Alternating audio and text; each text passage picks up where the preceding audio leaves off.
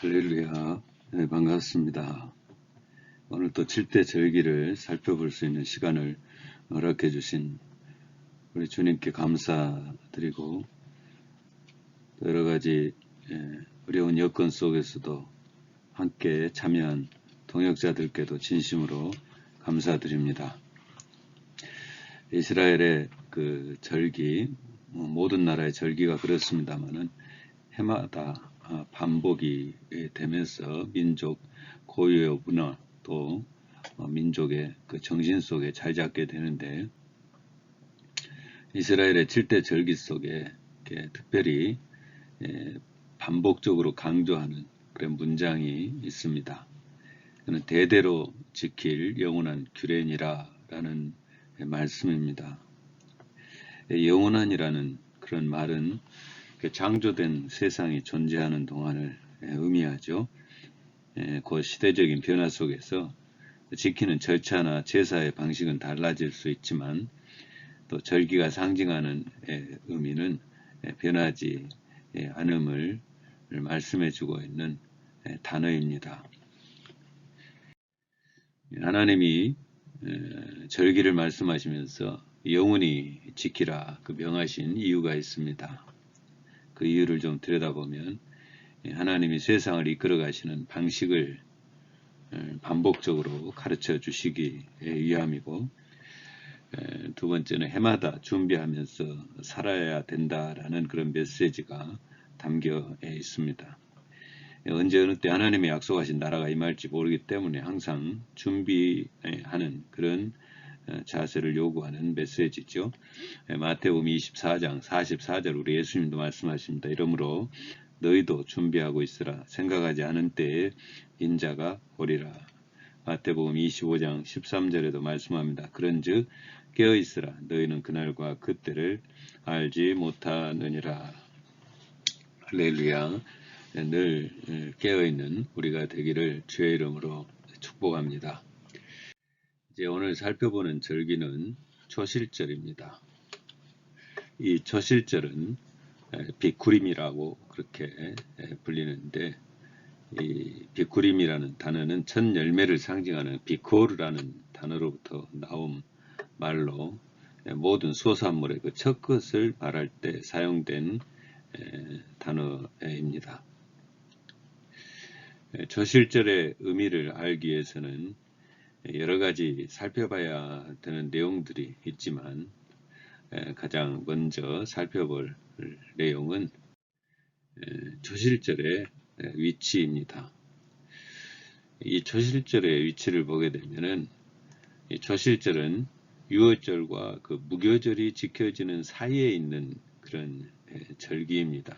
그러니까 유월절 이후에 무교절이 이제 일주일간 계속될 때, 그 유월절 안식 후 첫날, 그날이 바로 초실절입니다. 그러니까 우리 예수님 부활하신 날인데, 자, 이 사이에 있는 절기라 이렇게 생각해 볼 때, 유월절은 피로 구원받은 백성이 이 땅에서 백성을 말하고, 무교절은 바로 피로 구원받은 백성이 이 땅에서 살아가는 과정을 이렇게 말해주고 있는 것을 볼 때, 그 사이에 있는 그 초실절은 그 기간 중에 지켜지는 그런 절기로 성도의 부활에 대한 내용을 보여주고 있습니다. 그러니까 구원받은 백성이 세상 속에서 살아가는 동안에 부활이 있음을, 성도의 부활, 예수님이 부활하신 것처럼 성도가 생명이 다한 날 천국에 하나님의 백성으로 부활되는 그런 내용을 보여주고 있는 절기가 바로 초실절이죠. 그 다음으로 이제 그 초실절에 또 우리가 먼저 기억해야 될 내용은 초실절에 그 드려지는 그런 모습입니다. 초실절에 그 행해지는 모습을 보면, 유월절 그 시작되기 전날 경작한 보리밭에 백성들이 나가서 가장 먼저 익은 보리를 골라서 단으로 묶어 놓고, 니산월 14번째 날 저녁 유월절 만찬이 끝나고 그 보리단을 추수하고 또 안식일이 되기 전날 미리 바구니에 두었다가 가볍게 두드리고 바람에 껍질을 날려서 알곡을 모아 넣습니다. 그래서 이제 이렇게 준비한 그 보릿가루를 안식일이 지난 후 첫째 날 새벽에 성전에 가져오면 제사장은 번제단 북동쪽에 서서 지성소가 있는 그 서쪽을 향해서 보릿단을 흔들며 하나님께 찬양을 드리고 감사의 제단을 쌓습니다. 레위기 23장 10절 11절에 이렇게 말씀합니다. 이스라엘 자손에게 말하여 이르라. 너희는 내가 너희에게 주는 땅에 들어가서 너희의 곡물을 거둘 때 너희의 곡물의 첫 이삭 한 단을 제사장에게로 가져갈 것이요 제사장은 너희를 위하여 그 단을 여호와 앞에 기쁘게 받으심이 되도록 흔들되 안식일 이튿날에 흔들 것이며. 그러니까 가장 소중한 그 6월절 시작되기 전날부터 준비해서 드려지는 때 가장 소중한 그 곡식을 하나님 앞에 드리는 그런 절기가 바로 초실절 행해지는 모습입니다. 자, 이것을 한번 간단하게 좀 정리해 보겠습니다. 그 초실절의 내용을 좀 정리해 보면 초실절이 드려지는 날과 시간은 6월절 만찬을 먹은 후이고 만찬 후 첫 번째 오는 안식일 지낸 후이고 그 다음에 이제 안식 후 첫째 날 새벽에 이제 제사장이 제사를 드리는 그런 절기가 바로 이 초실절이고요. 제사를 드리는 방식은 백성들이 그 수확한 보리 중에 가장 좋은 첫 단을 가져다가 제물로 드리면서 제사를 드립니다. 출애굽기 23장 19절에 말씀하죠. 내 토지에서 처음 거둔 열매에 가장 좋은 것을 가져다가 너희 하나님 여호와의 전에 드릴지니라. 레위기 23장 10절에서도 말씀합니다. 이스라엘 자손에게 말하 이르라. 너희는 내가 너희에게 주는 땅에 들어가서 너희의 곡물을 거둘 때에 너희의 곡물의 첫 이삭 한 단을 제사장에게로 가져갈 것이요 말씀하고 있습니다. 그러니까 이날 이 초실절 제사는 한 해 동안 거둔 한 해 동안 그 농사를 지은 곡식 중에서 가장 처음 제일 먼저 거두는 곡식을 선별해서 하나님께 드리는 제사로 백성들이 다 참여하는 것이 아니라 대표성을 갖고 드리는 제사가 이 초실절 제사가 되겠습니다. 자, 세 번째로 또 살펴볼 내용은 초실절 제사 후에 모든 곡식을 수확할 수 있고 먹게 됩니다. 레위기 23장 14절에 보면 너희는 너희 하나님께 예물을 가져오는 그날까지 떡이든지 볶은 곡식이든지 생이삭이든지 먹지 말지니 이는 너희가 거주하는 각 처에서 대대로 지킬 영원한 규례니라. 그러니까 이 초실절 제사를 드리고 나서야 수확도 할 수 있고 그리고 그 수확된 그 곡식을 이제 먹을 수가 있는 것이 하나님 앞에 먼저 영광을 돌리고 먼저 드리고 먼저 영광을 돌리는 영적 삶의 자세이죠. 또 네 번째로 보게 되는 것은 초실절 제사는 번제와 소제, 전제를 드렸습니다. 그래서 레위기 23장 12절 13절에 이렇게 나오는데요. 자, 여기서 이제 번제는 온전한 헌신을 하겠다는 그런 영적 의미가 담겨 있는 그런 제사이고요. 소제는 육의 소욕을 다듬어서 예수 그리스도를 닮아 성령의 충만함으로 살아가기를 원하는 제사입니다. 소제의 특징은 이제 고운 가루를 내서 곡식으로 가루를 내서 드리는 제사죠. 그리고 전제는 제사의 그 보조적 형태로 피를 상징하는 포도주를 제물에 부어드리는 그런 제사법입니다. 자, 이제 세 가지 제사를 드리면서 이제 절기를 지켜지게 되는데, 이 세 가지 제사가 드려지고 있는 모습은 초실절이 또 온 마음과 정성을 다해서 드려져야 되는 절기임을 보여주고 있습니다. 자, 이러한 그 초실절, 이 초실절이 보여주는 영적 의미를 한번 찾아보겠습니다. 첫째는 가장 먼저 가장 좋은 것을 하나님께 드리는 의미가 있습니다. 앞서 말씀드렸듯이 이날 제사에 드려지는 재료는 한 해 동안 모든 곡식 가운데서 제일 처음 거두는 곡식을 새벽 이른 아침에 가장 먼저 가져가는 것으로 드리게 되어 있습니다. 그리고 이 초실절 제사가 이렇게 하나님께 먼저 드려져야만 다른 곡식들도 수확을 하게 되고 수확한 곡식을 먹을 수가 있게 되죠. 자, 이런 그 먼저 드림의 자세는 세상 창조의 질서죠. 세상 창조의 질서입니다. 모든 것이 하나님께 먼저 하나님께 드리는 그런 질서가 하나님의 창조의 질서지요. 예배드림도 예배드림이 먼저입니다. 창세기 2장 1절 2절에 보면 천지와 만물이 다 이루어지니라 하나님이 그가 하시던 모든 일을 그치고 일곱째 날에 안식하시니라. 그러니까 사람에게는 사람이 6일째 창조되었으니까 사람에게 첫날은 바로 일곱째 날인데 이 일곱째 날에 하나님께서 안식하시면서 예배를 받으신 것이죠. 그리고 물질도 먼저입니다. 신명기 26장 2절에 보면 네 하나님 여호와께서 내게 주신 땅에서 그 토지의 모든 소산의 만물을 거둔 후에 그것을 가져다가 광주리에 담고 내 하나님 여호와께서 그의 이름을 두시려고 택하신 곳으로 그것을 가지고 가서 먼저입니다. 만물 처음 거둔 거. 그러니까 재물도 먼저 하나님께 드리는 것이죠.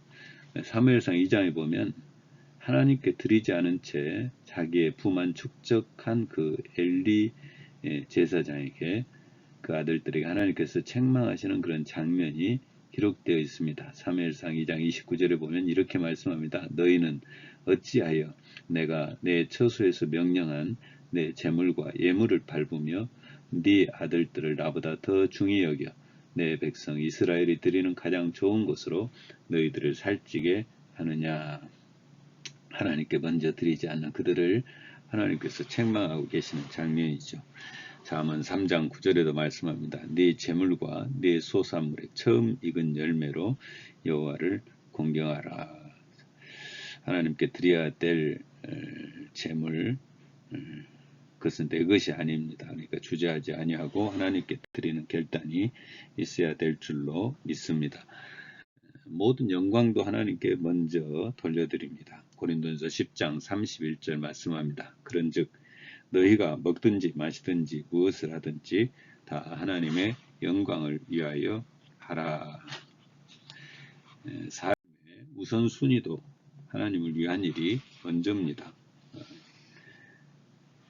마태복음 6장 33절 34절 말씀합니다. 그런즉 너희는 먼저 그의 나라와 그의 의를 구하라. 그리하면 이 모든 것을 너희에게 더하시리라. 그러므로 내일 일을 위하여 염려하지 말라. 내일 일은 내일이 염려할 것이요 한날의 괴로움은 그날로 족하니라. 염려.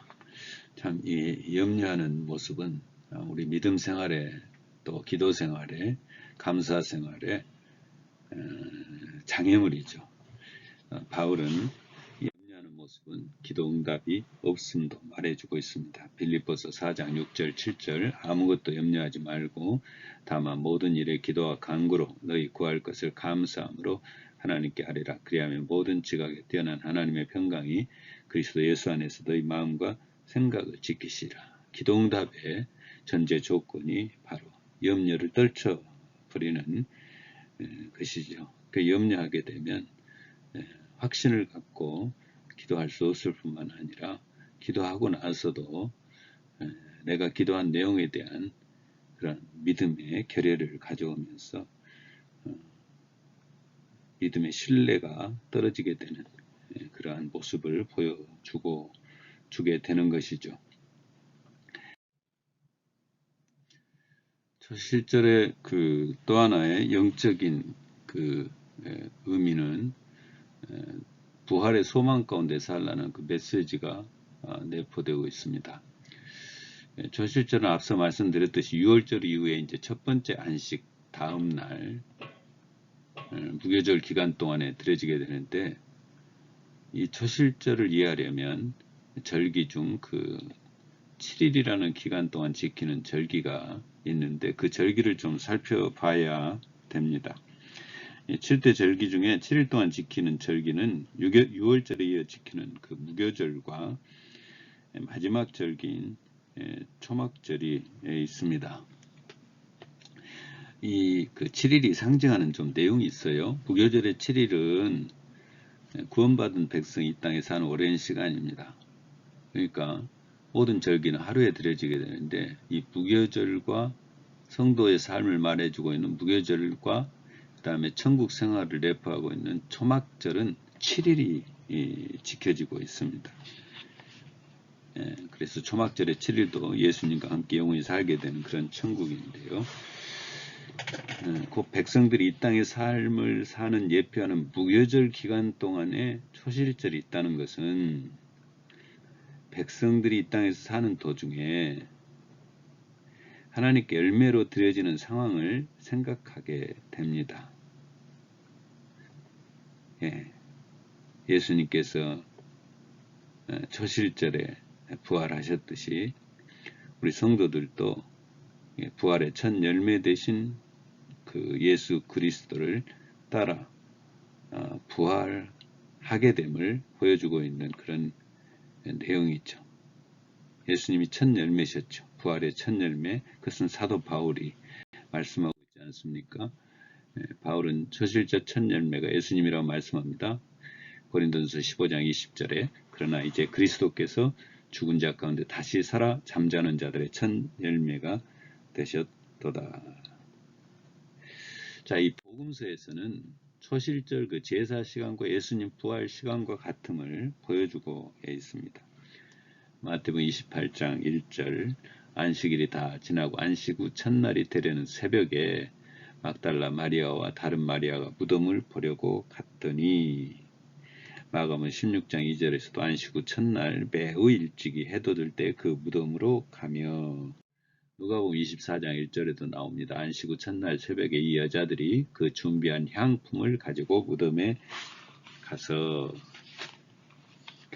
요한복음에도 사복음서에 다 나오죠. 요한복음 20장 1절에도 안식 후 첫날 일찍이 아직 두려울 때 막달라 마리아가 무덤에 와서 돌이 무덤에서 옮겨진 것을 보고, 안식 후 첫날은 바로 초실절입니다. 그 초실절에 예수님이 그 부활하신 모습, 그것도 새벽에 지금 나오죠. 초실절 제사는 첫 열매를 그 새벽에 일찍 가져와서 그 제사를 드리는 그런 모습인데, 그 모습이 바로 예수님 부활의 모습과 모습을 보여주고 있는 그런 내용을 볼 수 있습니다.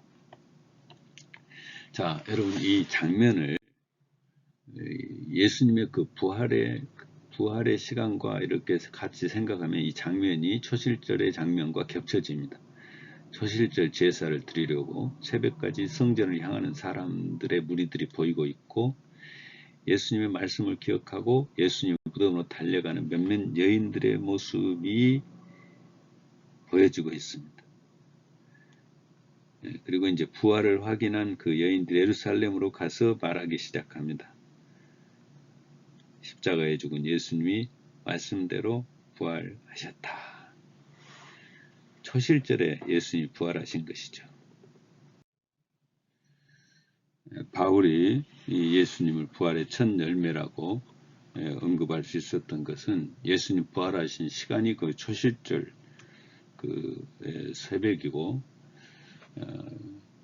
그 초실절 열매를 거두고 나서 그 다음 곡식을 백성들이 이제 거두어서 먹을 수 있었던 것처럼, 예수님 부활하시고 나서 이제 믿는 성도들이 부활에 있음도 뒤따르고 있음도 이제 선포한 것이죠. 고린도전서 15장 23절에 분명히 말씀합니다. 그러나 각각 자기 차례대로 되리니 먼저는 첫 열매인 그리스도요, 다음에는 그가 강림하실 때 그리스도에게 속한 자요. 그러니까 바울은 그 초실절에 그 부활하신 예수님을 분명하게 알려주고 그 부활 이후로 이제 계속되어질 성도의 부활도 말씀한 거죠. 많은 시간 중에 초실절 제사 시간에 예수님의 부활이 이루어진 것은 초실절의 주인공이 바로 예수 그리스도이신과 예수 그리스도께서 철저하게 7대 절기를 이루시고 계신 것을 명확하게 보여주신 내용이라고 말씀드릴 수 있습니다. 자, 이런 부활에 대한 내용은 예수님의 사역을 통해서도 보여주고 있습니다. 회당장 야이로의 딸, 나인성 과부의 아들이 살아난 거, 또 무덤에서 죽은 지 사흘 된 나사로가 살아난 그런 모습, 공교롭게도 아이, 청년, 어른으로 이렇게 모든 세대에 걸쳐서 다 이 부활에 동참하게 됨을 보여주고 있습니다. 또 부활의 소망은 선조들이 보여주었던 삶이기도 합니다. 히브리서에서 나오는 보면은 아벨부터 아브라함까지 신앙을 정리하면서 이렇게 말씀합니다. 그들이 이제는 더 나은 본향을 사모하니 곧 하늘에 있는 것이라. 이러므로 하나님이 그들의 하나님이라 일컬음 받으심을 부끄러워하지 아니하시고 그들을 위하여 한 성을 예비하셨느니라. 바로 이 부활의 소망을 가지고 하나님의 나라에서 인정받는 것을 더 귀하게 여기고 세상의 유혹을 이겨냈던 선조들의 믿음을 보여주고 있습니다. 무엇을 언급하면서도 히브리서에서는 말씀합니다. 히브리서 11장 26절에 그리스도를 위하여 받는 수모를 애굽의 모든 보화보다 더 큰 재물로 여겼으니 이는 상 주심을 바라봄이라. 모세는 바로의 궁정에서 호화로운 삶보다는 하나님이 주시는 더 큰 상을 바라보면서 이제 이겨낸 것입니다. 예수 그리스도를 말씀하면서도 바로 이 그리스도조차도 바로 아버지 나라의 그 상급을 바라보면서 세상의 삶을 이겨냈다라고 말씀하고 있죠. 히브리서 12장 2절에 말씀합니다. 믿음의 주요 또 온전하게 하시는 이인 예수를 바라보자. 그는 그 앞에 있는 기쁨을 위하여 십자가를 참으사 부끄러움을 개의치 아니하시더니 하나님 보좌 우편에 앉으셨느니라. 사실 예수님은 천국이 있음을 누구보다도 더 명확하게 아시기에 무시를 당하고 고난을 당하면서도 결코 하나님 나라를 포기할 수는 없었던 분이죠. 그분의 삶이 바로 천국의 삶을 명확하게 증거하고 있다는 말씀입니다. 바울은 또 마지막 죽음을 앞두고 말씀합니다. 디모데후서 4장 8절 이제 후로는 나를 위하여 의의 면류관이 예비되었으므로 주 곧 의로우신 재판장이 그날에 내게 주실 것이며 내게만 아니라 주의 나타나심을 사모하는 모든 자에게 이러니라. 고린도후서 12장 2절에는 바울이 일찍이 바로 천국을 경험했음을 보여주고 있습니다. 내가 그리스도 안에 있는 한 사람을 아노니 그는 14년 전에 셋째 하늘에 이끌려 간 자라. 그가 몸 안에 있었는지 몸 밖에 있었는지 나는 모르거니와 하나님은 아시느니라. 천국을 경험했기에 많은 사람들의 만류에도 불구하고 바울은 순교를 각오하고 사명을 쫓아서 로마로 갔을 뿐만 아니라 데살로니가 교인들에게 편지를 쓰면서 천국의 소망이 있으니 죽음을 두려워하지도 슬퍼하지도 말라고 또 말씀했던 내용이 나옵니다. 데살로니가전서 4장 13절 14절에 말씀합니다. 형제들아 자는 자들에 관하여는 너희가 알지 못함을 우리가 원하지 아니하노니 이는 소망 없는 다른 이와 같이 슬퍼하지 않게 하려 함이라. 우리가 예수께서 죽으셨다가 다시 살아나심을 믿을진대 이와 같이 예수 안에서 자는 자들도 하나님이 그와 함께 데리고 오시리라. 말씀을 맺습니다. 저실절을 통해서 주시는 두 가지 구원받은 백성들에게 주시는 메시지가 있습니다. 첫째는 세상에 사는 동안 가장 좋은 것을 먼저 하나님께 드리라. 시간도, 마음도, 생각도, 몸도 물질도 교회 섬김도 가장 좋은 것으로 드리는 그런 자세. 두 번째는 천국의 소망을 갖고 준비하면서 살아라 라는 메시지입니다. 천국보다 좋은 것이 있을까요? 추상적이기는 하지만 만약에 누가 1조 원을 줄 테니 천국과 바꾸자면 바꾸겠습니까? 만약 바꾼다면은 아마 천국을 모르는 사람일 것입니다. 천국을 아는 사람은 믿음의 삶을 소홀히 할 수 없습니다. 천국이 얼마나 좋은 것인가를 늘 소망하면서 하나님께 칭찬받기 위해서 오늘을 준비하면서 살아가게 됩니다. 바울은 자신의 삶을 마무리하면서 유언과도 같은 말씀을 이렇게 증언합니다. 디모데후서 4장 7절 8절 나는 선한 싸움을 싸우고 나의 달려갈 길을 마치고 믿음을 지켰으니 이제 후로는 나를 위하여 의의 면류관이 예비되었으므로 주 곧 의로우신 재판장이 그날에 내게 주실 것이며 내게만 아니라 주의 나타나심을 사모하는 모든 자에게더니라. 할렐루야. 천국의 소망 가운데 늘 승리하실 수 있기를 주의 이름으로 축원합니다.